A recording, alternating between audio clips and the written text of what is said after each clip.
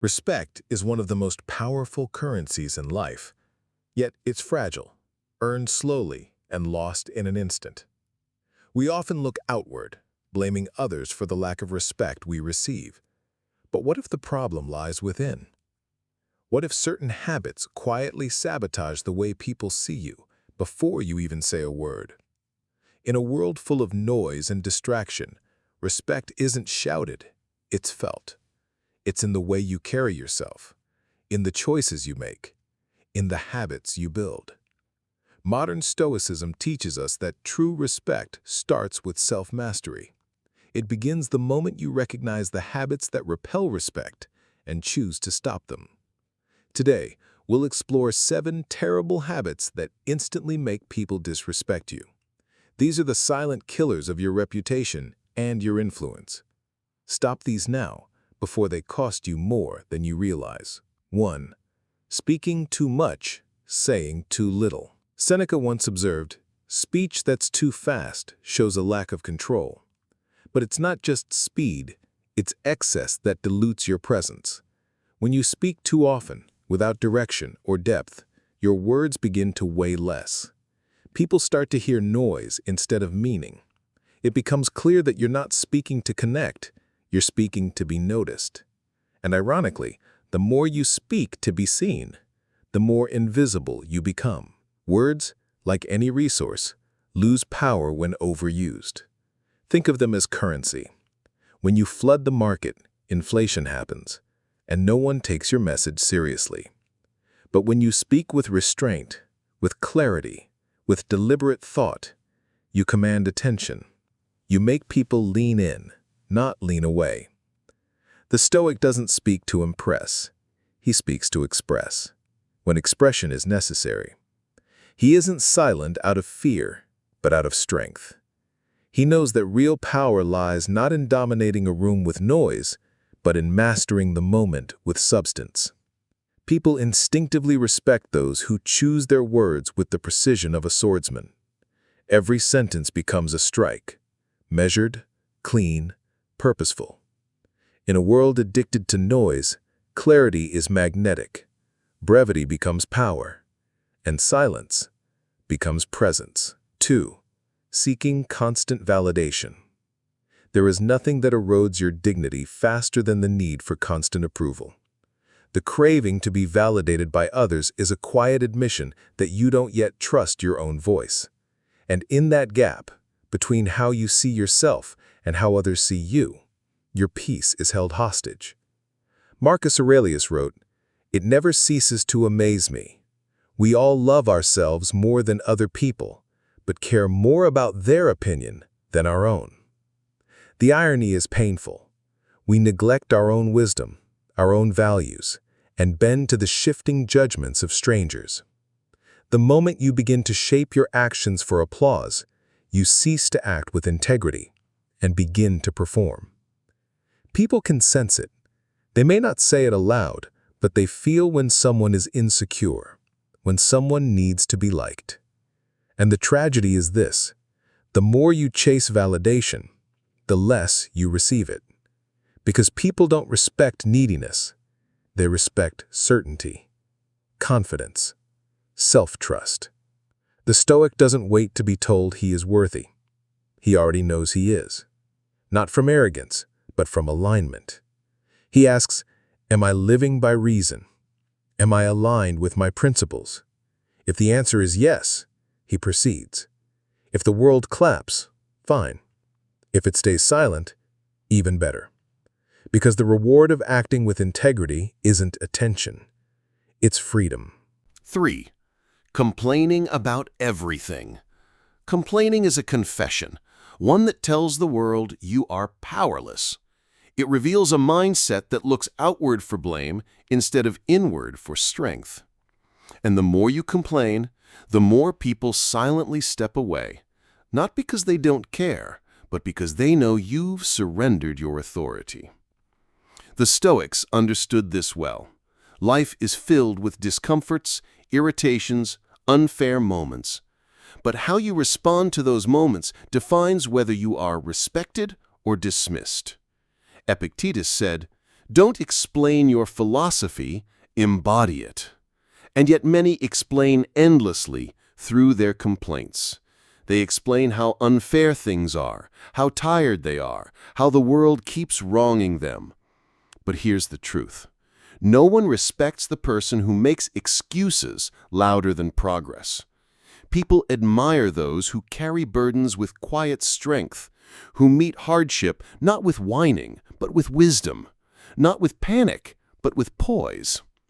When you complain, you amplify what's wrong. When you adapt, you lead.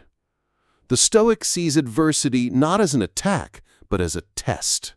And in that test, his calm becomes his armor. His silence becomes his strength.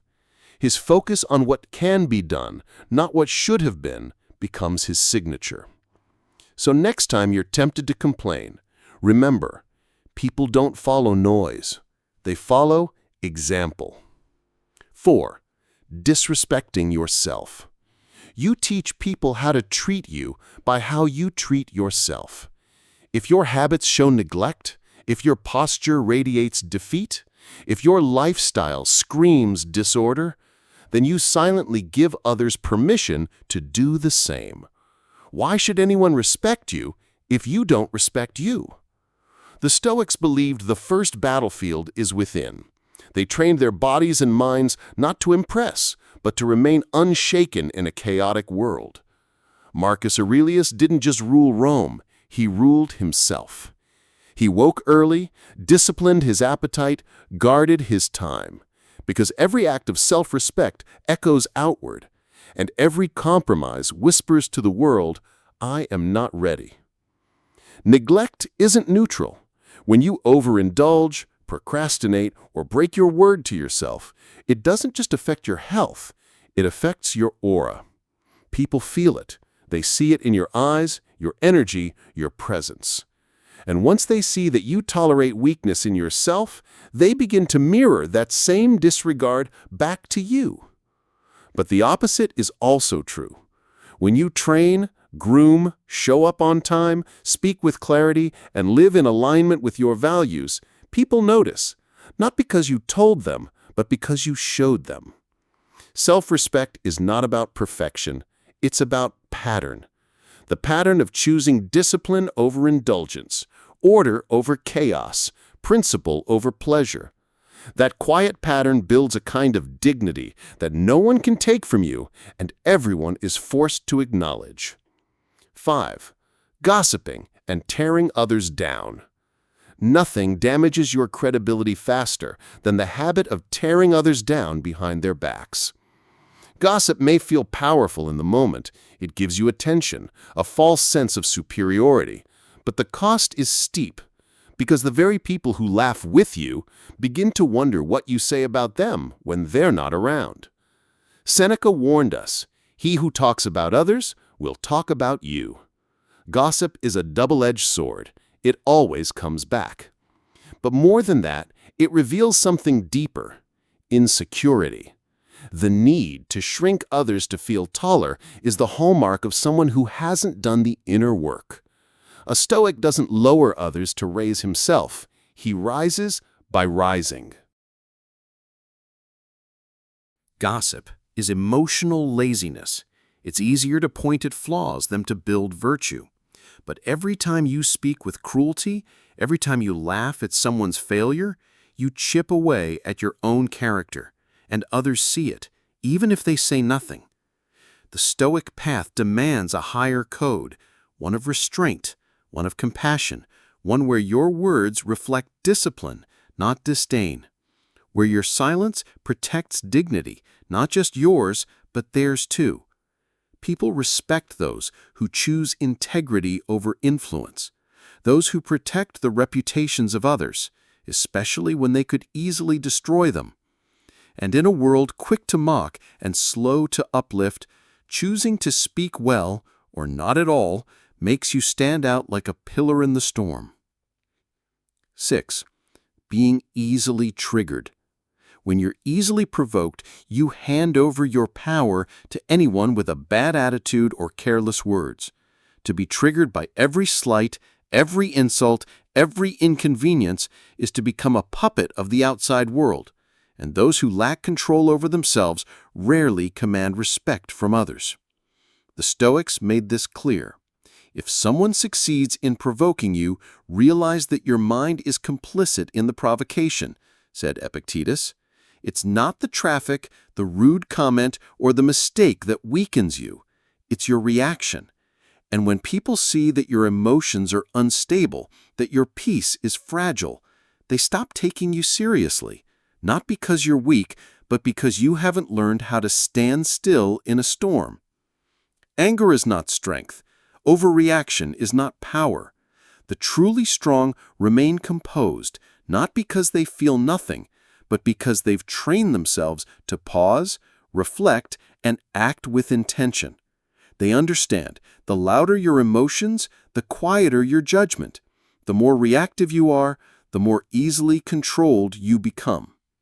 Respect comes to those who are not easily shaken, who can take a verbal blow and respond with clarity, not chaos, who can absorb discomfort without becoming destructive. That kind of poise makes others listen. That kind of restraint makes others follow. So when the world tries to provoke you, don't take the bait. Let their chaos crash against your calm, because in that stillness, you become unshakable. 7. Saying yes when you mean no. Every time you say yes when you really mean no, you abandon yourself. You betray your own boundaries in the name of politeness, fear, or approval. And while others may appreciate the convenience in the moment, they lose respect for you in the long run. Why? Because people can sense inauthenticity. They may not say it outright, but they feel when your agreement is forced. When you go along just to avoid discomfort, you train others to believe your time, your energy, and even your values are negotiable. Over time, you stop being seen as reliable and start being seen as a pushover.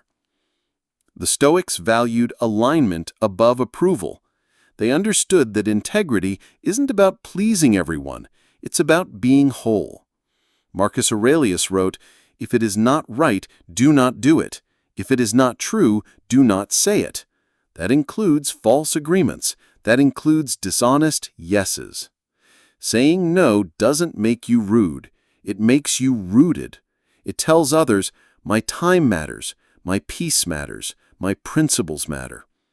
And when you uphold those inner boundaries, people begin to trust you, not just for your time, but for your character.